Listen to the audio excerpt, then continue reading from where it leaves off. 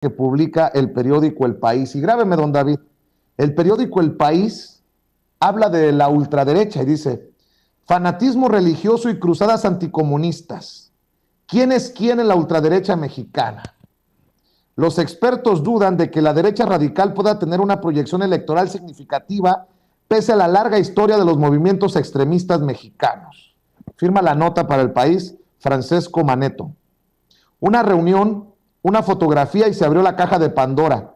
El líder del partido ultraderechista español Vox, Santiago Abascal, aterrizó hace 10 días en la Ciudad de México, donde se reunió con senadores del Partido Acción Nacional, el PAN, e incluso 2 políticos del Partido Revolucionario Institucional, el PRI.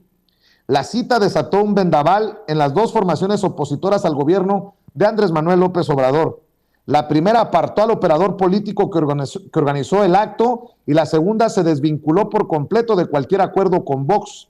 Abascal llegó buscando adhesiones a la llamada Carta de Madrid, una suerte de manifiesto en defensa de la libertad en la iberósfera, es decir, el germen de una guerra cultural, una cruzada que pretenden librar en la región agitando el espantajo de una supuesta amenaza comunista. El PAN es una organización conservadora que integra algunas voces y sectores radicales, pero en su conjunto los expertos no lo consideran asimilable a Vox, fundado en 2013 precisamente como escisión de una fuerza neoliberal con ideario más amplio, el Partido Popular, con el que después, sin embargo, pactó. La pregunta es si en el México de López Obrador hay espacio electoral para la extrema derecha y el discurso autoritario más allá de manifestaciones anecdóticas. ¿Y quién puede encarnar esa retórica que casi siempre ha ido de la mano del fanatismo religioso o el ultracatolicismo? Francisco Abundis, director de la firma de análisis y opinión Parametría, ve al país reacio a esta tendencia.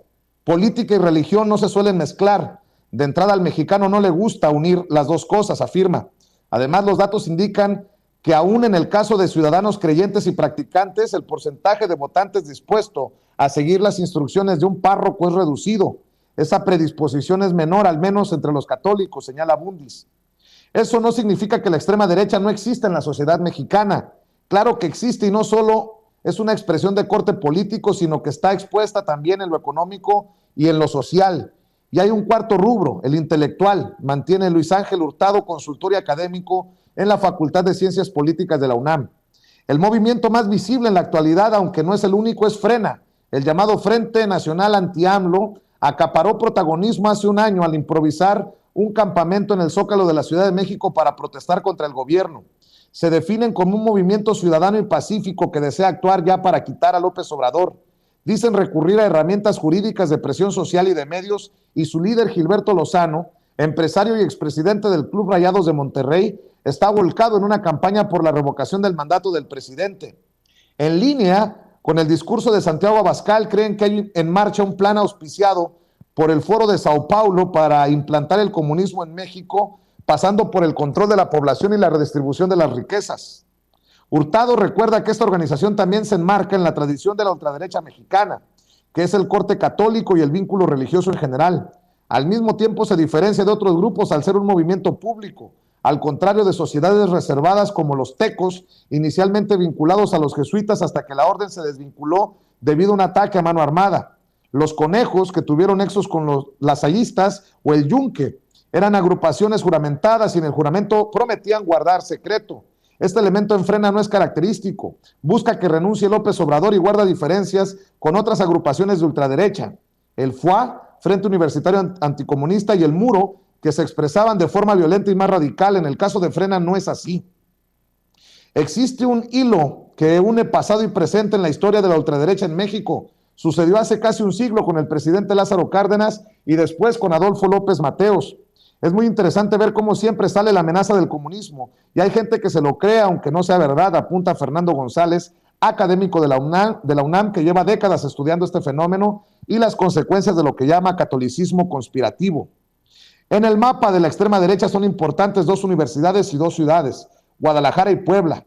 Bajo el mando de Cárdenas se funda en Jalisco la Universidad de Occidente, que después pasará a llamarse Universidad Autónoma de Guadalajara, el primer centro privado del país. Ese, afirma, fue un nido de tecos, y de ahí también salen algunos de los fundadores del PAN en ese estado. Casi 20 años después, prosigue, entre 1953 y 1955 se funda el Yunque en Puebla, de la mano de Manuel Díaz Cid, histórico ideólogo de la ultraderecha, y Ramón Plata Moreno, asesinado en 1979 al salir de la misa de Navidad. En 1965, recuerda el investigador, para entender el alcance de las delirantes aspiraciones de este movimiento, la cúpula de la organización celebró una reunión en la que sostiene que el Papa Pablo VI es un judío askenazi y van a declarar la plaza vacante. González mantiene que a partir de los 60 el Yunque ya estaba en la patronal Coparmex, y entre el 77 y el 78 deciden infiltrar al PAN. Pero antes que el Yunque echó a andar en Guanajuato otra organización nacionalista con posiciones de extrema derecha, la Unión Nacional Sinarquista, y vinculado a ella hubo un apellido que por casualidad onomástica coincide con el del líder de Vox, Adalberto Abascal, padre de Salvador Abascal, uno de los fundadores del sinarquismo, quien a su vez fue padre de Carlos Abascal, hoy fallecido, secretario de Trabajo y de Gobernación de Vicente Fox. Fernando González lo sitúa en su momento como dirigente del Yunque. Las conexiones personales o incluso de sectores no convierten, sin embargo, al PAN en un partido orgánicamente de extrema derecha. Hurtado considera que se trata de una cuestión mediática porque el PAN no es de ultraderecha. Hay miembros que están jugando a las elecciones de 2024 y quieren hacer ruido. Estos años estamos viendo a un PAN muy diferente a partidos de ultraderecha que han existido en México, que eran un ala del movimiento sinarquista. Es una formación amplia, e incluso López Obrador invitó este domingo al gobernador saliente de Nayarit de ese partido a formar parte de la administración federal. El País conversó la semana pasada con la periodista y ensayista estadounidense Ann Applebaum, experta en organizaciones ultraderechistas y el declive de las democracias liberales, sobre la estrategia de Vox, que además registró su marca en México. En su opinión, se trata de un plan de internacionalización. Están muy interesados en tener alianzas internacionales que ayuden a ese tipo de partidos a nacer en otros lugares, afirma, más en una región que ha sufrido la deriva de proyectos autodenominados de izquierdas. Pero está por ver, como subraya Francisco Abundis, que una figura política pueda recoger el guante de Santiago Abascal en México con aspiraciones electorales realistas, más allá quizá de la proyección de la derecha en estados como Guanajuato, Querétaro o incluso Jalisco. Así que por el momento, de acuerdo a este artículo del periódico El País, no hay quien recoja la bandera de la ultraderecha en nuestro país. Bueno,